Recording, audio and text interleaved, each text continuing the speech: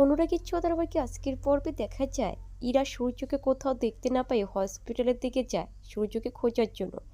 সেখানে গিয়ে দীপার সঙ্গে দেখা হয় ইরার। দীপাকে কাঁদতে দেখে ইরা দীপাকে বলছে, কি হয়েছে দিদি, তুমি কাঁদছো কেন? তোমার মেয়ে ভালো আছে তো? দীপা বলছে, হ্যাঁ ওরা ভালো আছে। এই বলে দীপা বাড়ির দিকে যায়। এদিকে ইরা সূর্যকে খুঁজতে থাকে, আর এদিকে সূর্য একা একা যেতে থাকলে হঠাৎ করে সোনারূপা অর্জুনকে ড্যাডি বলে ডাকা এসব মনে করতে থাকে।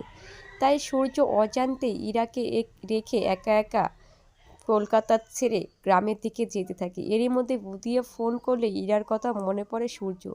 তাই সূর্য ফোনটা রেখে ছুটে চলে যায় ইরাকে আনতে। সেখানে ইরাকে আনতে গেলে ইরা অনেক খুশি হয়ে বলছে, ডাক্তারবাবু আই লাভ ইউ।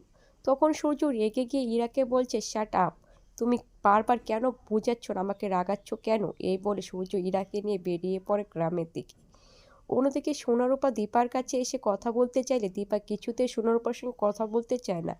এরই মধ্যে অর্জুনও চলে আসে দীপাকে বোঝাতে, কিন্তু দীপা কিচ্ছু বুঝতে চায় না।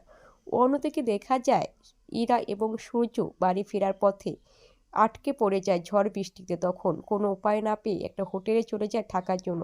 সেখানে একটাই রুম আছে শুনতে পায় সূর্য। তখন সূর্য কোনো উপায় না পেয়ে সেই রুমটা ইরার জন্য বুক করে নেয়, কিন্তু ইরা খুশি হয় না।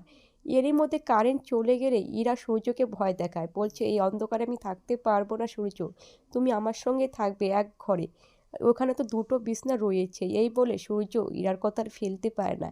তাই বলে দুজনে এক ঘরে থাকতে চলে যায়। তাহলে আপনাদের কি মনে হয়, সূর্য কি ইরাকে আপন করে নেবে? প্লিজ কমেন্ট করো।